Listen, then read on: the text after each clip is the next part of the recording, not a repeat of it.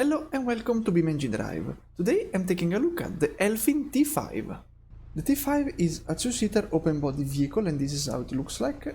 It is very cool and there aren't many cars in this game that look like this, so it is a nice addition and it also looks very cool on its own, so good job.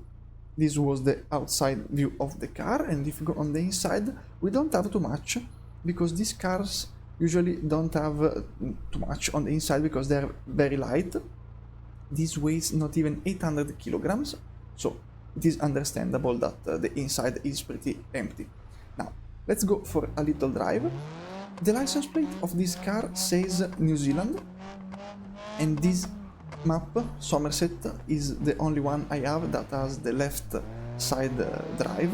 So let's go for a little drive. Let me tune the volume a bit. Okay, perfect. And this is the stock configuration of this car, and it is very fast. It has 233 horsepower, but it weighs not too much, at not even 800 kilograms. So it is incredibly fast. It is two-wheel drive from the rear wheel drive, yes. And if there is a thing that I have to complain about is the brakes, because the brakes, at least in this configuration, are not on point. It is very easy to be late and go absolutely straight on a corner because they are not finely tuned in my opinion. But you can see 200 kilometers per hour on these twisty roads. Ooh, okay, now okay, I was almost good with the brakes there, but it took me a lot to come to a full stop, so keep that in mind. And it is also quite snappy, especially on acceleration, because same way, same story. A lot of power, very light rear wheel drive. It is the recipe for destruction if you are not careful enough. Oof, okay, that was too risky, and in fact I broke my car. Okay, I understand that you are angry, but please don't smash into me. And let's take a look at the damage, because this car is pretty strong.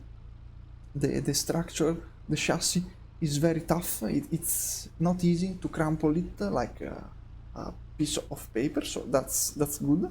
The body panel damage is not the best, but it still looks quite nice. So I think overall this is a good vehicle. It is very easy, as you saw, to lose wheels, to damage the front wheels. So a small bump, you are done because it gets bends. It is like a Formula 1 car. Wheels are extremely exposed and prone to damage. So be careful while racing side by side with other vehicles. Oh, I hit a mirror. This series, come on, hopefully he has insurance. But it is a nice drive. Oh, if you read the road signs and that said slow and I'm sliding down. Okay, I don't know what happened. Is the car damaged? Let's see. It doesn't seem damaged, and yeah, it isn't damaged. Nice, good. This is an interesting toy. It goes fast, but it is difficult to handle sometimes. Oof, okay, that was a lot of braking. Now, here, let's overtake, because the road says I can overtake, so I'm going to do it, even if, yeah, maybe sometimes the solid line would be better, but it is a pleasant drive. I don't like, apart from the brakes of this configuration, the camera placement. Maybe you did notice when I did the 360 view from the outside, but it doesn't look centered on the vehicle. It is very on the rear, but maybe that's just me. It's only a thing that annoys me a little bit, but I can live with this.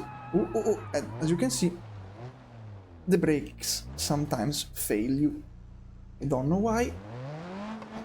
I know why, because I'm bad, but the brakes can be quite tricky, at least on this configuration.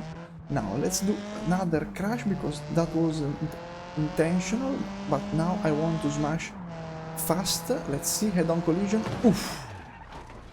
And as you can see, 150 km per hour head-on collision, so bit faster, and the car didn't crumple, so very strong chassis for this such a low weight, but the panel of the body, they are not exceptionally made. As you can see, there is a lot of jiggling around in the door. I don't even think that this is a solid door, it's just cloth, maybe plastic.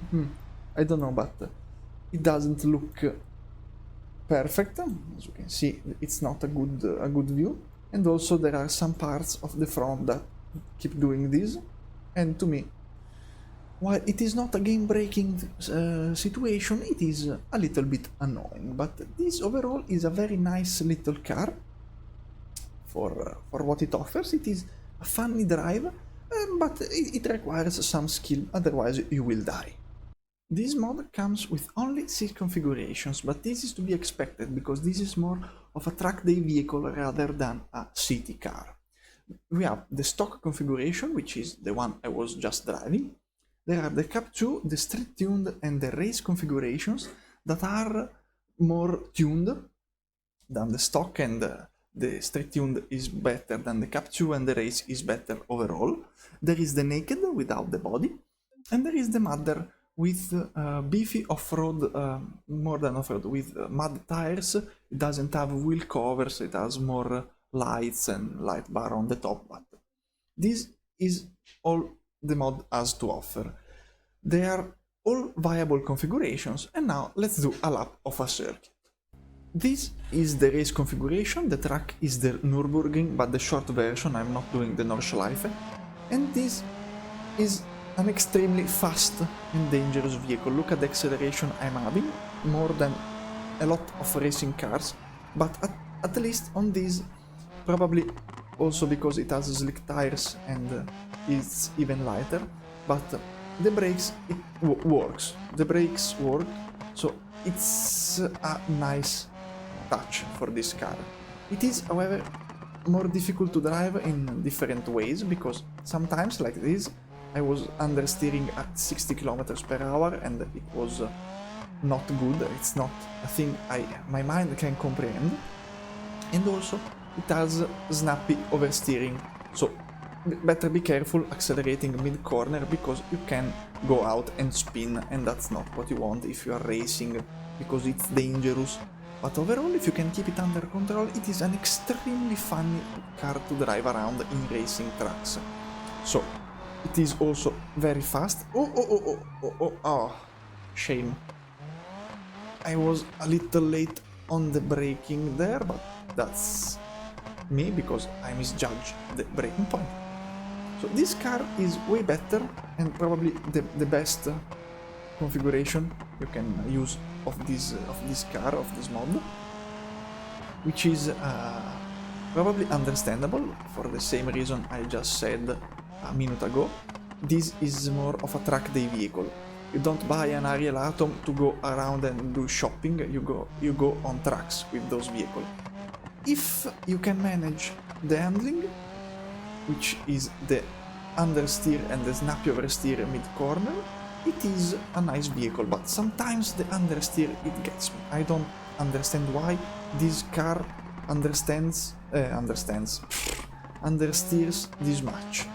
But as I said, if you can manage both of these, I'm not saying bad side, difficulties, peculiarities of this car, it is an incredibly enjoyable experience. Oh, and that was the poor traction, but because I was just dumb. Now let's crash once more at a very high speed, a ludicrous speed, 270 km per hour. Boom! Oof! Okay, now it did crumple. Oof. And I'm crossing the track. Nice. Okay, now it is. Why? Hey! What are those? What's happening? Why those parts are levitating away from me?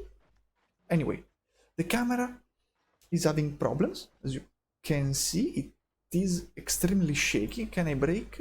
Okay, no. If I brake, it doesn't change. Okay.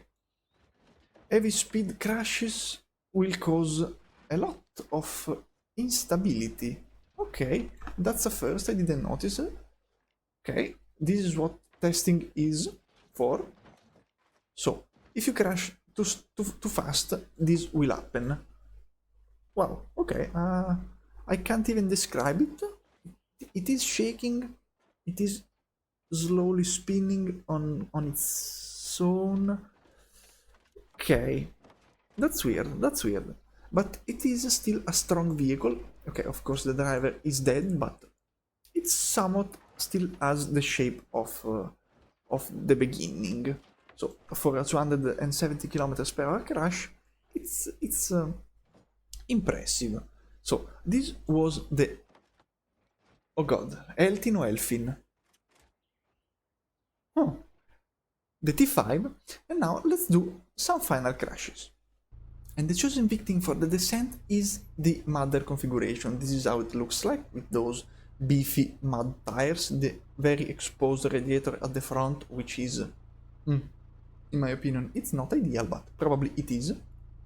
But there is one thing I noticed about this vehicle. I usually spawn on this map, on this point, and I drive to the other ramp, which is the one I use. So let me show you what happens with this vehicle, because it is an unexpected situation, in my opinion. Okay. Let me brake. And luckily this one only broke one wheel, because the other times it also broke the other front wheel. So it means that this configuration has extremely weak front suspensions, which isn't ideal in an off-roady vehicle. So keep that in mind, because it can cost you time if you are doing time trials, or you want to do specific off-road scenarios. So this vehicle has very weak front suspensions. Now let's reset and jump down my favorite ramp. Okay, will I take the jump? Yes, of course. Let's see. Jump. Bye bye front lights. Ooh, that's big landing and a big impact as well. Now I'm just, oof, again, big crash on a cube. So only 2 big smashes on the cubes, and now I'm rolling. And the thing of this vehicle is that it doesn't have too much to break, so not many parts flew around. I lost wheels, I lost some body panels, but yeah, the light bar and the light bar is still here, the front lights. So not too much part to break. This time it also isn't having any kind of instabilities apart from this moving light bar, which is not something to be worried about. And it is pretty strong. The rest of the details are a little bit worse than the structure of the vehicle, but it is still a nice vehicle to drive. I suggest you to use this in tracks, because it is extremely funny, and once you get the hang out of it, it is an extremely funny vehicle to drive. Now, this is all for this video. Thanks for watching. Bye bye.